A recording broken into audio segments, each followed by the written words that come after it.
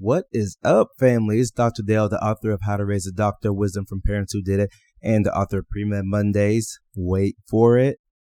And the author of the new Doc to Doc children's book series. So excited about this children's book. Actually holding it in my hand right now, and a lot of you guys already got it.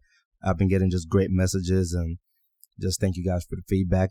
Super excited about the book. If you haven't gotten it, make sure you go on Amazon and get it. Children's book, Doc to Doc, Tony and Jace Learn About the Heart. That is the first of 5 in this series.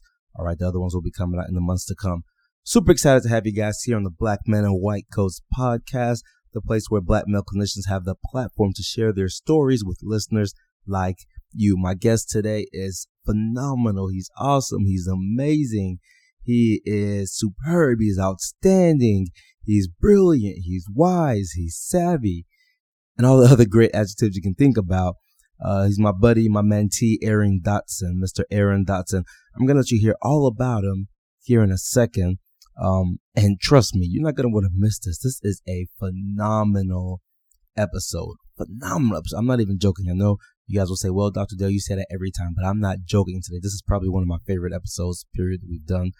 Just his story and the way he tells the story, he just comes across so phenomenal on the podcast. So you're definitely going to want to share this one with everybody you know. Right. So a lot's been going on here lately in my life. And I'll just give you guys a little insight. So I've been getting tons of messages from people saying, hey, Dr. Dale, when's the Black Men in White Coat Summit? When's the Black Men in White Coat Summit? Save us spots. All right. That's coming. That is coming. I'm going to say right now that you guys know we're planning for the Dallas Black Men in White Coat Summit tentatively for February 15th. So mark your calendars. And on top of that, we're actually partnering with other cities across the country, other programs, institutions to do Black Men in White Coats in various cities across the country. So mark your calendars. Might be coming to a city near you. You guys are going to be in for a treat, all right? We've already got some of these underway, and we're rolling, and we're going to be rolling these out over the next few months and let you guys know where we're coming to throughout the year 2020. You know, because after the first summit we did, not the first one, the first Black Men in White Coats Youth Summit was actually done in Memphis, Tennessee, and that was put on by Baptist Memorial Health. So, you know, we put the one on here in Dallas, and we're partnering with organizations across the country for them to put them on across the country. But, you know, after the Dallas Summit, I mean, goodness, things just blew up. Everybody was reaching out. Everybody wanted the summit in their city. And we wanted to go to every city, but we didn't have the resources ourselves. So what we're doing is we are partnering with organizations that are interested and believe in our mission. And that's how we're actually getting to all you guys, all these cities. So, you know, I've been on a lot of calls here lately. You know, I still work a full-time job, right? So I'm doing my calls early mornings after work, and it's just kind of crazy, man. Just a whole lot of calls lately. But, you know, I'm putting in the work, and we're grinding because we want to make sure we can get this to all of you guys. And we want all of you guys to have the opportunity to experience Black Men in White Coats, the opportunity for you all to rise up, rise up, rise up. That's why we're doing this, right? So let's talk about the guest today, Mr. Aaron Dotson. So many great things I could say about him. If you guys watched the Today Show, when I was on the Today Show a few months ago, that was Aaron on the show with me, right? I've known him for a few years now. I'm in Dallas, of course, and he did his undergrad here in Dallas, so we met while he was in undergrad.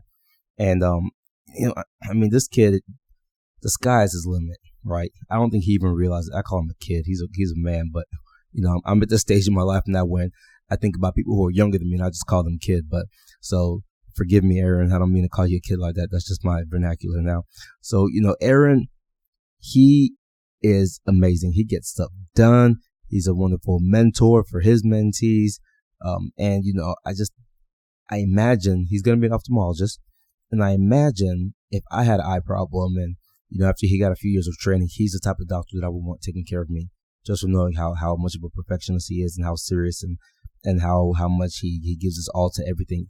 He's the type of doctor I would want to take care of me. But it's got a great story. You guys need to hear the story.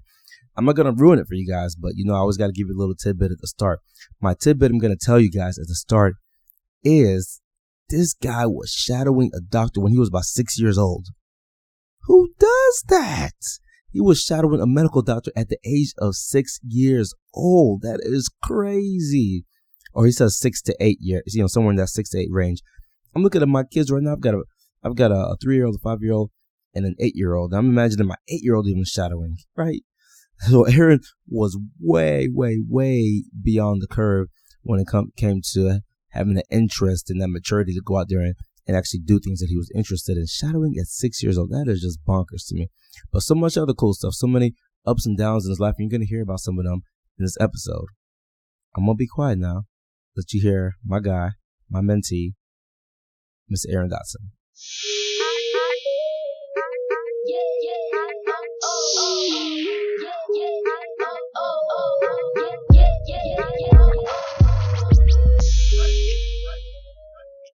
Hello. This is Aaron Douglas Dotson, aka Student Dr. D, aka Mr. Until Something Happens.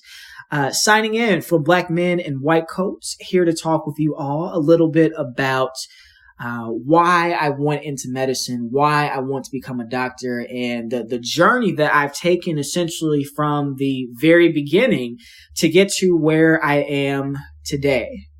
Now, it's not just going to be talking about all the good stuff that's been happening within my life. I plan to talk about, those hills that I had to climb, as well as those valleys that I sometimes found myself deep into within this journey. So without further ado, let's get started. So in fact, before we actually get started, a little bit about myself. Once again, my name is Aaron Douglas Dotson. I'm originally from Los Angeles, California, from the Inglewood area. And I attended the University of Texas at Dallas, where I studied neuroscience pre-med while minoring in music with an emphasis in classical piano and composition.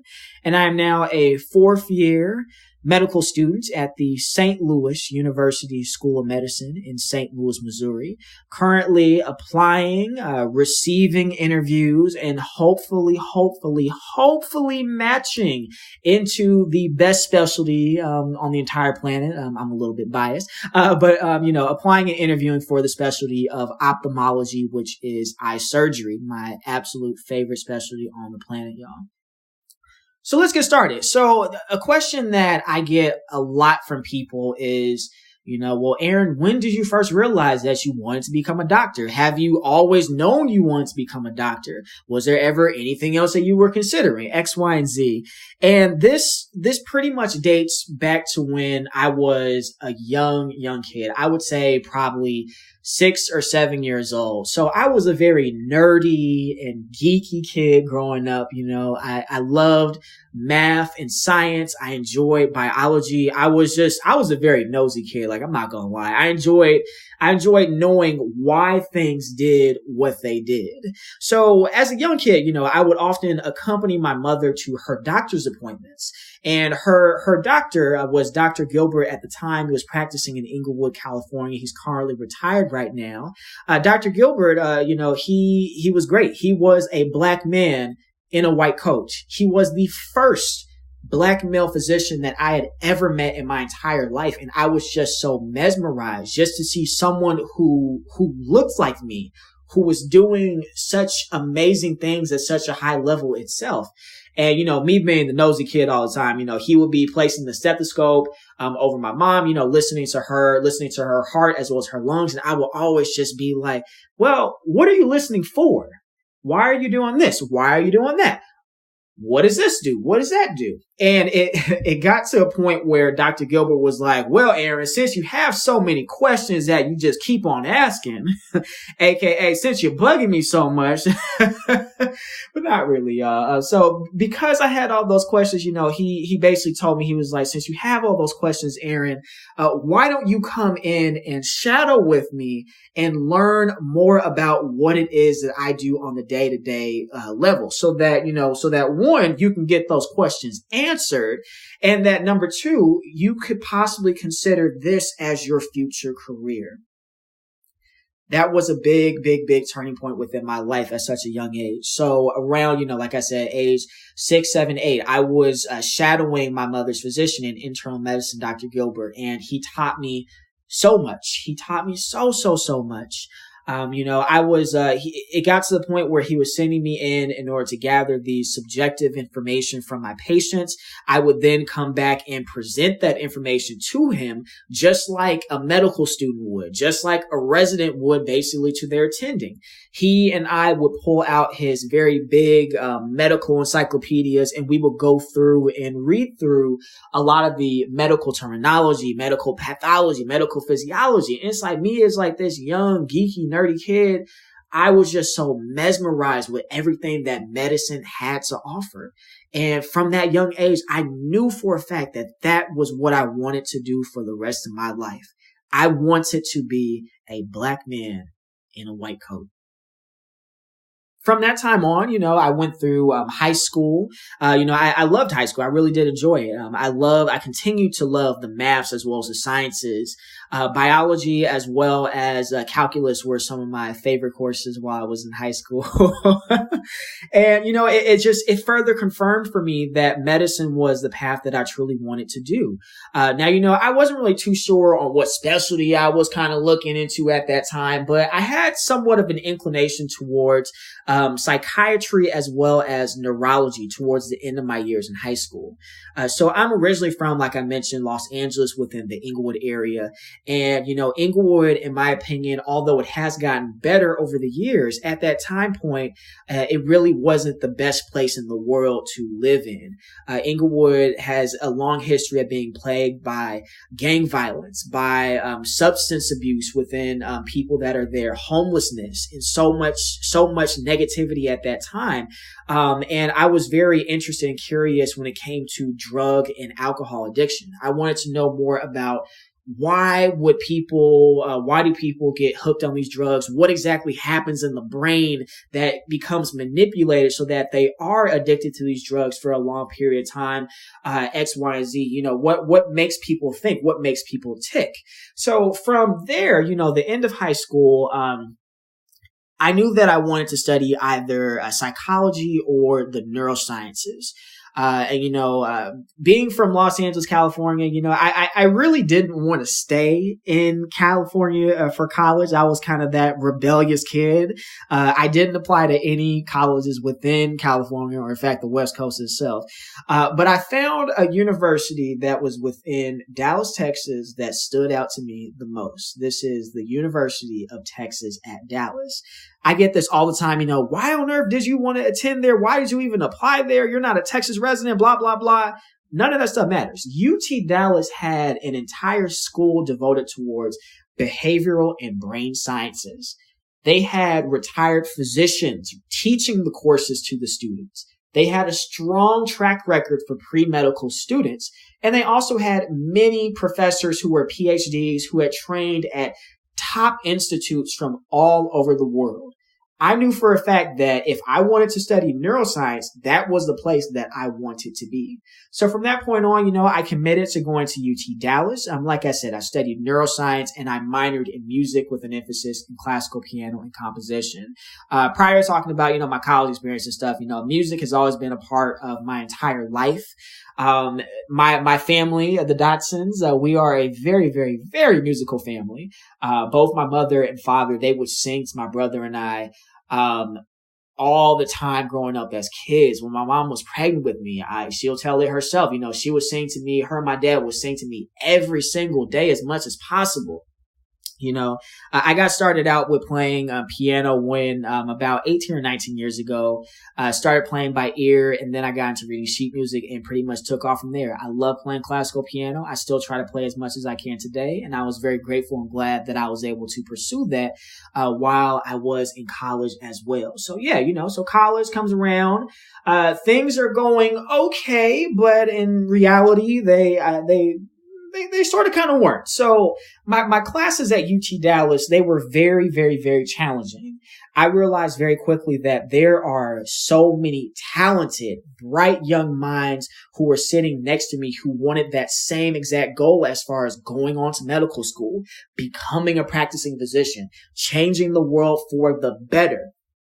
And there were times in college where I had what we would call imposter syndrome, where I questioned myself. I would question often, did I belong here? Is this truly the path that I was destined to go into, etc.? And, it got to a very tough point where I would look at my pre-medical friends and pre-med students and be like, you know what? Some of these people are kind of crazy. They're a little bit nuts, they would often stress out about making the most perfect of grades, making sure that they had the best research opportunities and volunteerism and checking off all these boxes.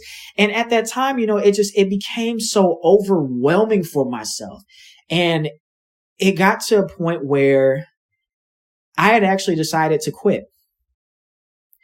During the first year of college, I told myself, I said, I don't want to go on to medical school. This is too much for me. Although I'm making okay grades, is it worth the stress? Is it worth the heartache and everything? And I'd actually pretty much changed everything over to being pre-pharmacy. I told myself, I was like, I love medicine, but there are plenty other avenues and to go into medicine and to help people and etc. So I was pretty much changing everything over to pharmacy, but there was one person individually who came in at such a good point in my life in college. And she truly changed my life just from one little sit down, one little meeting, So, right before I was getting ready to change everything over to pre-pharmacy and such, I was walking in the student union and I see my friend Lauren. And we see each other. We hadn't seen each other in a little bit of time. We start catching up and everything, asking each other like, okay, how's life going? How class is going? How's your major and everything doing? And she told me about a program. She told me about an excellent program. At this time, it was the Summer Medical and Dental Education Program, SMDEP. So she told me about all the wonderful things of the program and that she was like, you know what, Aaron, you should definitely consider applying. Like what bad is it going to do? I mean, it can only help you out. If they tell you, yeah, then cool. You get to go have a fun summer. If they tell you no, cool. Like at least you know that you tried. So she told me about the program. It was about, 2 weeks before the application was due. So I scrambled to find people to write letters of recommendation. I worked on my essays. I did everything I possibly could and I applied. And I remember the night very distinctly when I got my email. And for SMDEP at that time, you would apply to 3 separate sites. And in that email, I was scrolling down. Cause they didn't tell you if you got accepted on the email title alone. They made you go up in there and read, thank you so much for applying to SMD, please, yada, yada, yada. I scrolled down. The first site that I applied for, it said denied. The second site that I applied for, I kept on scrolling, y'all. It said denied as well. And at the bottom of that email, it said accepted at Yale SMDEP for 2012. And from that point on, I knew that I wasn't done with medicine. I knew that I wasn't done with becoming a doctor. So instead of changing everything over to pre-pharmacy, I moved stuff back over to the track of pre-medicine. And that was that. At the summer after my first year of college, I completed SMDEP at Yale and I had such a blast. I got to meet students from all over the country who were extremely intelligent, who were very bright, very talented, other minority students who were interested in doing the same career path as me. And when I say, these are the same people that I am still friends with to this day, like for real, like 7 years, 2012, 2019, 7 years later, I'm still friends with these people. I'm still seeing these people at conferences right now. Whenever I'm in their city, we always try to hang out and everything. SMDEP truly changed my life for the best. And that was a program that really helped to confirm that, yeah, like Aaron, you're going to be a doctor. It's going to be all right. Everything is going to be absolutely all right. So I did SMDEP Yale. The summer after my sophomore year of college, I then did a summer internship program at Johns Hopkins where I got to do research in pulmonary and critical care medicine. I got to do lab research, working with guinea pigs. And I also was able to train in doing rodent tracheal surgeries. And at that point in time, the wheels started turning in my head. Like, wait a minute, y'all. Like, I'm pretty good with my hands right here. I really enjoy doing surgery. maybe I should consider this for my future. But, at that time at Johns Hopkins, the idea came and it kind of went. And then I went back to classes for my junior year. And, it didn't really register with me at that point. But that truly was when the seed was planted when it came to surgery itself, So, a little bit more about what happened while I was in college here.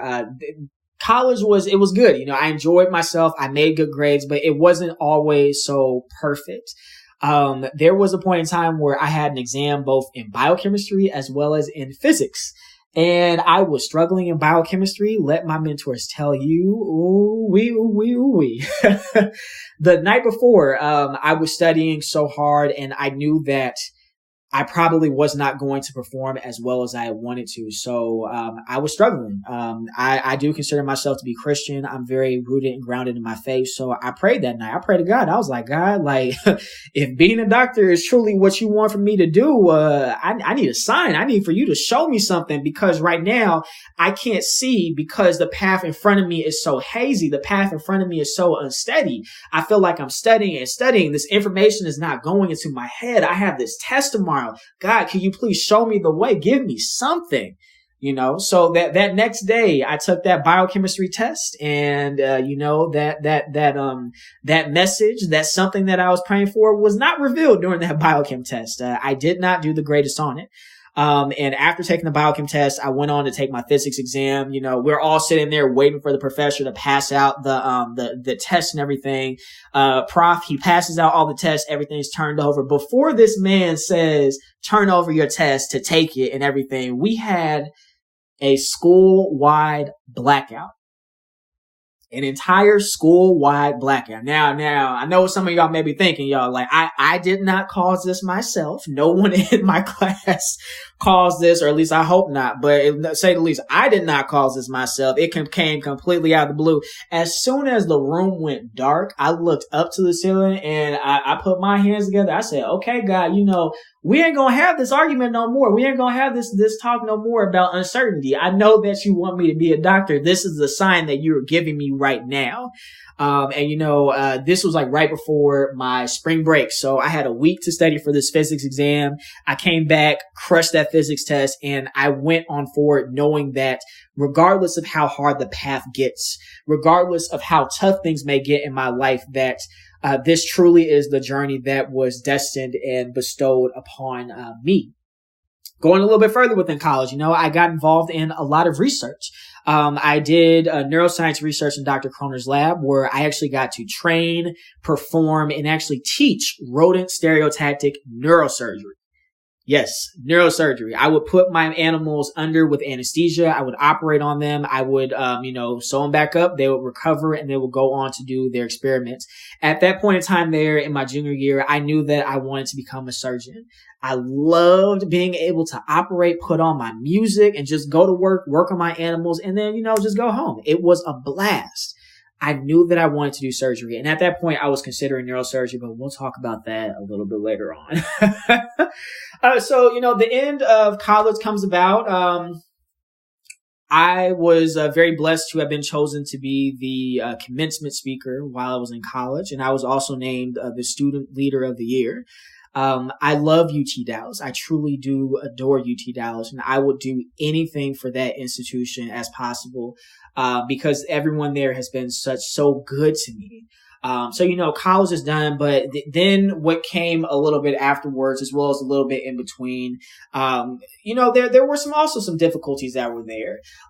So in college, I was planning to take my MCAT, and, I was like, okay, I'm gonna take the MCAT. I have this perfect little timeline. I'm gonna apply to medical school this year and everything's gonna be perfect. And I'm gonna graduate and go straight on into medical school. Nope. That did not happen at all, y'all. So I took the MCAT for the first time, and I did very, very, very bad. Verbal reasoning, in particular, was my lowest score. I do not like verbal reasoning at all. And I knew that with that score and my timeline being completely, essentially derailed a bit, that I was going to have to take a gap year, and that I would have to retake my MCAT score higher in order to even consider having a chance for medical school itself. So, I retook my MCAT, I believe sometime during my senior year. I did score higher, but really still below the national average, significantly below the national average for students that were getting accepted into medical school, and still below the national average for everyone who was taking the examination itself. And I knew at that point that it was now or never. I still felt that I wanted to go to medical school. So some people in my life may have told me like, well, Aaron, you may want to consider a different route. Oh, well, you may want to try to retake your MCAT. Oh, well, this isn't a good path for you. You should go do something else. I didn't listen to those naysayers. I put everything into perspective as far as my high GPA, all of my leadership and research and shadowing experience. I put all that stuff on the good, and I really felt like that outweighed the bit of the bad when it came to that in my MCAT, and I applied anyways. So, after college, I did a 1-year gap year where I did research at the UT Dallas Center for Vital Longevity, where I did research in Alzheimer's disease. And it was a good year. I got to learn how to pay bills. I got to learn what it meant to be an adult. But I also realized that I wanted to go to medical school even like badder at that time, because no offense to anyone who works at a desk job, but me personally, I found it so depressing to work at a desk for 30 plus years, retire and die. That was something that I did not want for myself. So, going in the day to day, I was happy to be able to have a job and work and to do research, but it was also good motivation for me to work hard on my interviews, to make sure that I was doing what I needed to do. So I applied to medical school during my gap year. I think I applied at about 30 different schools. I interviewed at 6 schools. I was accepted at 4 of those schools, and I was waitlisted at 1, rejected at 1. And I decided to attend the St. Louis University School of Medicine for a number of different reasons. I truly do love St. Louis U because, number one is it's a Jesuit Catholic institution. Now, with that said, you don't have to be Jesuit. You don't have to be Catholic. You don't even have to be Christian to go to this medical school. The key is that the Jesuit Catholics, they just wanted to help people. They wanted to treat the poorest of the poor. They wanted to treat underserved and disadvantaged communities, and they just wanted to see the community be uplifted. That's what I am very passionate about. And that's the main reason why I chose to come here at SLU. Also, St. Louis University is a very diverse medical school itself. And I knew that coming here, I would be very supported as being a Black man in medical school itself. So that's another reason why I chose to come here. And my journey thus far it's been good. I've had some ups. I've had some downs as well while I've been in medical school. First year of medical school, anatomy was very, very, very tough. That was the point, in my life where I felt like I had a little bit of depression, because it was very rigorous. You were constantly waking up to go and to dissect and to learn all this material. And I felt like I was trying to learn stuff and it wasn't getting in my head fast enough. But fortunately I did very well with an anatomy in the end. And I had to tell myself hey, medicine is medicine, but you got to make sure that you're taking care of yourself, mentally and wholeheartedly if you want to be able to make it to the finish line. And I had to understand that, that this truly it's not a sprint. It is a marathon. And then I had to continue on with this marathon and everything.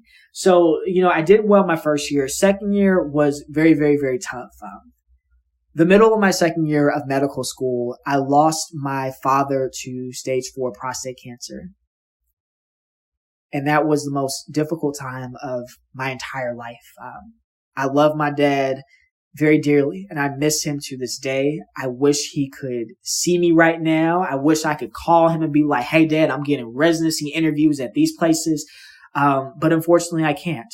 At that time, mid second year of my medical school training, my father was on life support, and my mother and my brother, while they were home in Los Angeles, kind of trying to figure out what do we do, they really depended on me to make that final decision to help remove him from life support. The day that my father passed away, I was on the phone with his ICU attending physician, and we were going back and forth with the labs, with imaging, with all of his readings and stuff. And, I played a very big role as far as my father's end of life care. And although that was so difficult for me to do, I know that he truly is proud of me for making those tough decisions and for me utilizing the knowledge that I acquired while in medical school to help make that decision for him. And I know that he's looking down on me, smiling, as happy as he can be. While things were very tough after his passing, I didn't really think about being sad too much of most of the time and everything. I thought about the happy times and the good times that we had, while he was living. And I know that I'm definitely making him proud right now. Fast forward second year of med school, third year, I had a blast in third year of med school. Third year is traditionally the most challenging year because you're in the clinical wards, you're on the floors, you're learning and putting all that use of step one and everything, to use and stuff. And I had a blast. I enjoyed each and every one of my rotations. And honestly, I could have talked myself into going into any specialty at that point, but ophthalmology stood out to me for a number of reasons. So I did a random career exploration in ophthalmology. I didn't really know much about the specialty. I was like, okay, cool. This sounds pretty interesting. I know somewhat about the eyes. Let's go see what it's about. From day one, the light bulb turned on and I was like, wait a minute, y'all, this is exactly what I want to do. I love ophthalmology because besides OB-GYN, it is the most primary care of the surgical subspecialties. You get to see patients in clinic, in outpatient settings, which I do love. And you get to treat patients on acute basis as well as chronic basis. You can have a patient that comes in who has a cataract and you could tell them like, okay, you have a cataract. We can do surgery on you next week. You're going to be seeing better the same day, if not the next day. And essentially your problem is going to be solved for a lot of the patients. For many of those cases, when you treat one patient, they go back and tell their family. They go back and tell their community, their churches. They go back and tell everybody. So you're not just treating the single patient. As an ophthalmologist, you're integrated into the entire community. And I truly love that.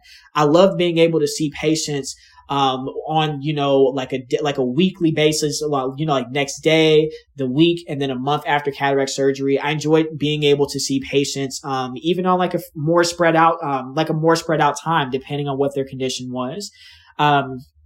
Another reason why I chose ophthalmology is because it remains as one of the most racially underrepresented specialties in medicine overall. There are only 2.5% of practicing Black eye surgeons in the United States per a paper that was published in JAMA back in 2016. That's a problem. That is a very big problem that I plan to address during residency as well as throughout my career and lifetime. I want to see more of us going into the specialty. I want to see more of us actually knowing what the specialty is about because I feel like ophtho is one of those hidden gems of a surgical subspecialty because we don't get a lot of exposure in it while in medical school, which I'm sure that many of my friends as well as friends across the country can definitely talk to. So a few more things that I wanted to talk to you guys about here.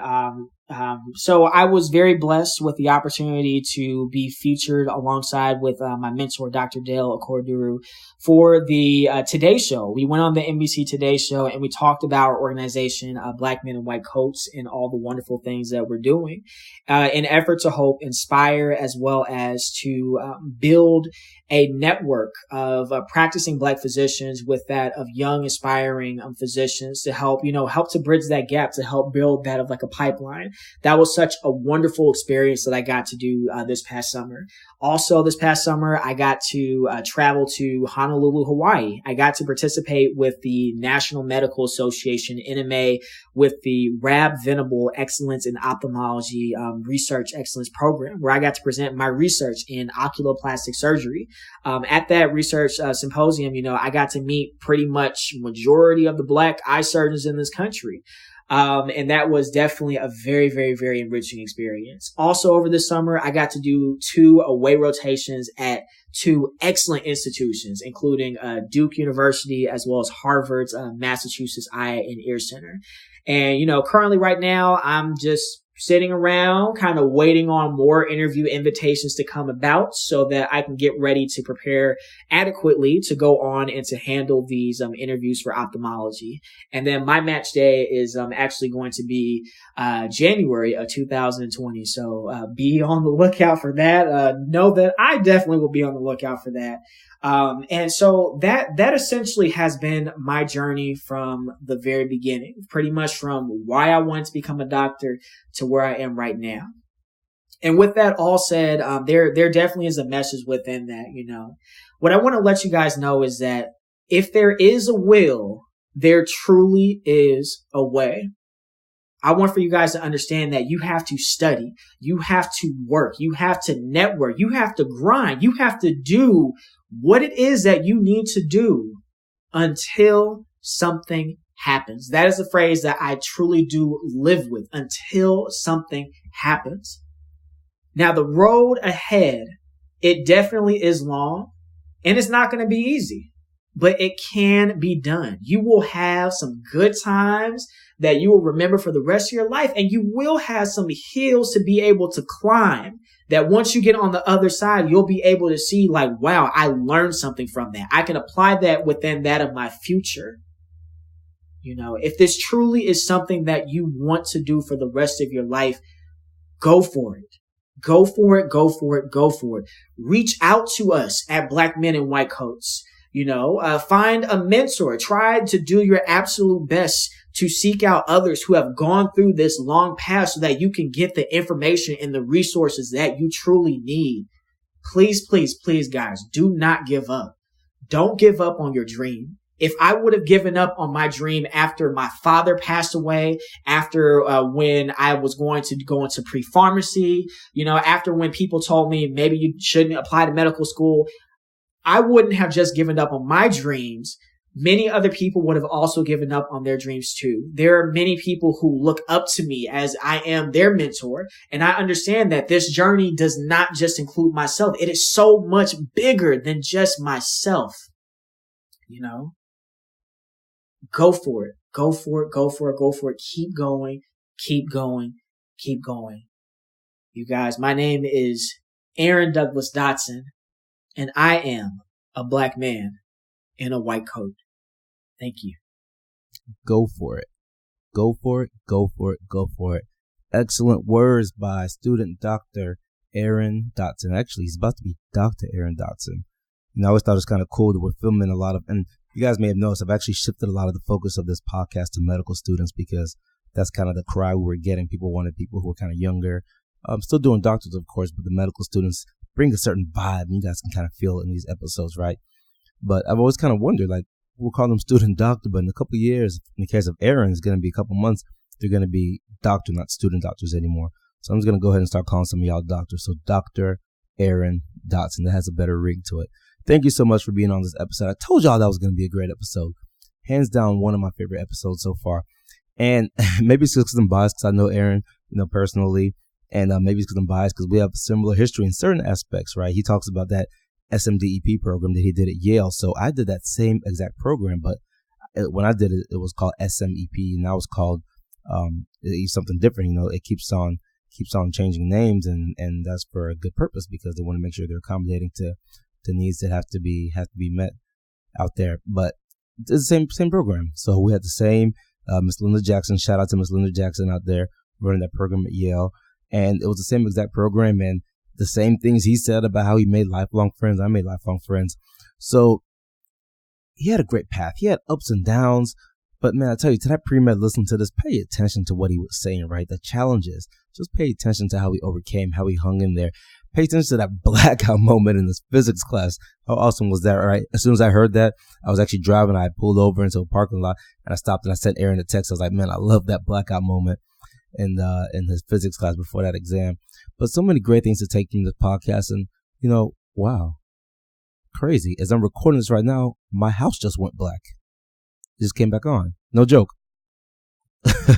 No joke. As I'm recording, all the lights in my house just went off. Literally, I promise. Not even joking. But they just came back on. That's crazy. That's crazy. But hey, whatever. It is what it is. Lights are back on now, so I'm not freaking out. I'm good. But anyway, so that blackout moment that he talked about, I thought was it was just a funny story and cool type of thing. I actually lost my train of thought with my lights going out black. That kind of threw me off for a second. I ain't gonna lie to y'all. That threw me off for a little second there. But so many great things from Aaron's story. If you guys have any questions, any pre-meds, he is on diversemedicine.com. So make sure you log on to diversemedicine.com and just bug him. Tell him Dr. Dale sent you. Just keep on bugging him because Aaron's a great guy, man. And he's done webinars for us and he's done other podcasts for us before. And the reason we keep on bringing him back is because he just has a way to get his message across to people. And he's just a phenomenal guy that everybody needs to pay attention to the words he has to say. Because, when I was in medical school, one of the deans brought me into the office. She said, Dale, people want to hear what you have to say. And ever since I heard that, I've been inspired and I do a lot of talking. I get invited across the country to do public speaking gigs now. And people do want to hear what I have to say. I finally come to understand that. I'm going to say the same thing about Aaron. People wants to hear what Aaron has to say. I don't say that about everybody because trust me, a lot of people just talk and I'm like, yeah. People wants to hear what Aaron has to say. Okay. So definitely get on diversemedicine.com and bug him and pick his brain. He is a fountain of knowledge. All right, guys, I'm going to go ahead and wrap this up. Make sure you are keeping up to date with Black Men in White Coats because we will start announcing where these summits are going to be coming out across the country in a few weeks or so. We'll start letting you guys know as we're solidifying some of these dates. I already have some dates set, but we'll start rolling them out here in a few weeks, all right? Dr. Doc, so definitely get on Amazon. We'll put the link down in the description. Get on Amazon, buy this book, Dr. Doc. Even if you're a grown-up and have no kids, buy the book because when you see it, trust me, you're going to be blown away. The messages I've gotten from people they're just absolutely blown away by this book, right? New concept, never seen anything like it before. When you get it, take a look at it. You will be blown away. It's just something that you want to have. Probably grab a copy for kids. People come up to me and say, wow, I bought 6 copies, Christmas copies. People said, I bought X amount of copies for teachers and all sorts of stuff. People are just buying them up just because it's such a great thing for kids. I'm not just saying that because it's my book. Just trust me. Grab it, take a look at it, and you will see what I mean. It's something different, all right? Something different. Super excited. Have a great week. So I got to say, hope you guys are checking out my Maximize Monday podcast. I'm actually talking with some other folks, probably about to launch another podcast coming up here very, very soon. Slightly different angle on this podcast, but something that is really my passion, and it'll be great to get it to you guys, and you will all benefit from it, all right? Love you guys. Have a phenomenal week, all right? Bye-bye.